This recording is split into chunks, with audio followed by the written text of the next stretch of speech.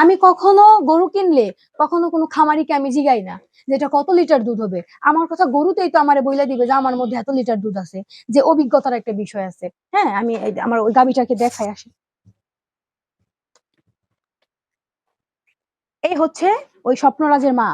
আর যে হ্যাঁ, আর যে গাভীটা কিনে কথা বললাম, বাচ্চাটা কিনে, এটা হচ্ছে তার মেয়ে, প্রথম মেয়ে, 93 এর বাচ্চা। হ্যাঁ, এই আপনারা অনেক বড় বড় খামারে যান, কিন্তু বর্তমান কি গরু ভালো পাওয়া যায়, দুধ বেশি হয়, এরকম পাওয়া যায়। আমি না করতেছি না যে আমার কাছেই আছে, তা না, কিন্তু এই এত বড় বডির গাভী পাওয়া যায় না, মিলানো খুব কষ্টকর। কারণ এই দেখেন আমার খামারে দেখেন গাভীগুলার দুধ বেশি হয়, কিন্তু অত উঁচু না, এত বড় না, কিন্তু দুধের সেরা বা সুন্দরের সেরা। কিন্তু কি আপনার এই গরুটা হচ্ছে, এটা জাতি এমন, এবং এটা সব আপনার সিংহরাজের এটা হচ্ছে আপনার সিংহরাজের বোন।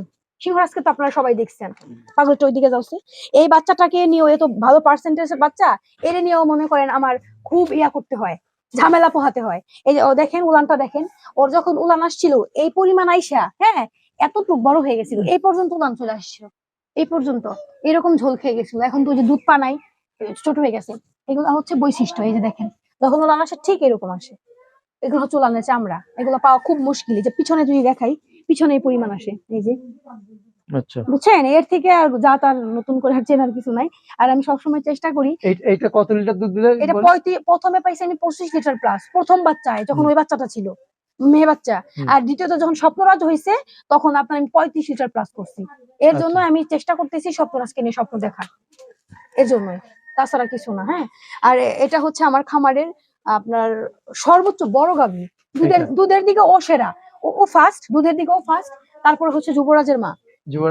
হ্যাঁ, কারণ যুবরাজের মা হচ্ছে 3 বাটেও আমি অনেক দুধ দোয়াই, 30 লিটার প্লাস পাইছি, একটা নষ্ট হয়ে গেছে বাট।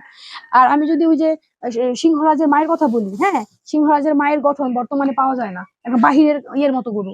ওর যে বডির যে একটা আর্ট, এই আর্ট সব গরুর মাঝে নাই। ওটা কত লিটার হয়? ওইটার আমি যখন প্রথম, ও আমার খামার সব প্রথম গাবি, 8টা বাচ্চা দিচ্ছে। 8টা বাচ্চা দিচ্ছে। ও দুধ দেয় কত কেজি এটা? ওইটার মেয়ে কোনটা কোনটা জানেন? সিংহরাজ ছিল, এর আগে ছেলে ছিল অনেকগুলা, বিক্রি করছি। তারপরে এই যে তারপরে এই যে এটার এই বাচ্চা সব, এগুলো এটার বাচ্চা। আবার এইগুলোর থেকে আবার নাতিপুতি নিতে আসি আমি। নাতিপুতি, হ্যাঁ, মানে ওর মা আছে, ওর মা, তার মেয়ে, ওর মেয়ের মেয়ে প্রেগনেন্ট, ওরই ছেলে সিংহরাজ বিক্রি করছি।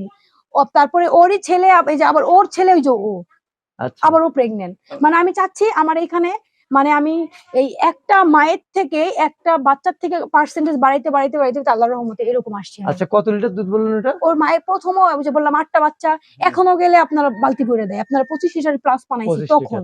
আচ্ছা, এখন বলেন তো, এই যে জাত উন্নয়ন করার আসলে এটা কতখানি সফল বলে আপনি মনে করেন? যদি করতে পারে কেউ ভালো, না করতে পারলে পারে না। করতে পারাটা কি বলতেছেন? করতে পারাটা কি? আচ্ছা, আমি বলি, কারণ আমরা প্রান্তিক খামারি, আমি বলি প্রান্তিক খামারি যারা আমরা আছি, আমরা অনেকেই আপনার থার্মোমিটার দিয়ে যে টেম্পারেচার কিভাবে নিতে হয় এটা আমরা জানি না। তাহলে আমরা কিভাবে সেটাকে সাকসেস করব? টেম্পারেচার হচ্ছে কি, বাচ্চারা যখন জন্মগ্রহণ করবে, এই ভালো পার্সেন্টেজের বাচ্চা, এই আমার এখানে কিন্তু খোলামেলা বাতাস আসে, তবুও আপনার জ্বর আসে, জ্বর আসবে তো সেটাকে তো দেখতে পারে না। অনেক বাচ্চাই কি ওই জ্বর হয়ে মারা যায়, স্ট্রোক করে, বুঝছেন? আর আমার ও যখন ছিল, ছোট ছিল যখন, তখন আমি আগে ওর টেম্পারেচার দিয়ে চেক করতাম যে ও জ্বর আসে কিনা, কারণ তো জানি ভালো জাতের জ্বর হয়, জ্বর আসে কিনা। 4 জ্বর, মাথায় পানি দিয়া নাপা সিরাপ মেরে দিতাম। আগে অ্যান্টিবায়োটিক ব্যবহার করতাম না, নাপা সিরাপ দিয়া গা মুছাই দিতাম, চান্দিতে পানি দিতাম।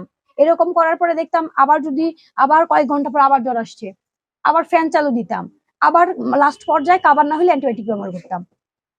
এগুলা হচ্ছে, তাছাড়া টিকে রাখবো কিভাবে? নষ্ট হয়ে যাবে তো, এগুলা মারা যাবে, মারা গেলেই তো নষ্ট। কিন্তু ঘটনা হচ্ছে, আপনি তো ধরেন একজন ভেটেরিনারি চিকিৎসক, আপনি জিনিসগুলো বোঝেন। যে প্রান্তিক খামারির কথা যে বললো, আসলে ক্ষুদ্র গ্রামের যারা খামারি, তারা এই জিনিসগুলো কিভাবে মেনটেন করবে বা কিভাবে বুঝবে, এটা যদি একটু সহজ পদ্ধতি আছে কিনা বোঝার, যে একটা গরু দেখলে। আমি তাদেরকে বলবো যে আপনারা হচ্ছে এই গাবি আগে প্রথমত লাগবে মা ভালো, তারপর হচ্ছে বাবা ভালো, তাই না? সবকিছু মিলাই তো একটা বাচ্চা আসে। তো এগুলা যদি ভালো থাকে আস্তে আস্তে, যেমন আপনারা যদি একটু ফলো করেন, সিংহরাজের মা 25 লিটার প্লাস, 8টা বাচ্চা দিছে। ওর মেয়ে হচ্ছে এইটা, তারপর হচ্ছে এইটা, সিংহরাজের পরে এইটার আমি প্রথমে পাইছি 25 লিটার প্লাস, তারপর পাইছি 35 লিটার প্লাস। তাহলে দেখেন আমার কিন্তু যাত্রা কিন্তু খামার বাড়ছে, এখনো রয়ে গেছে।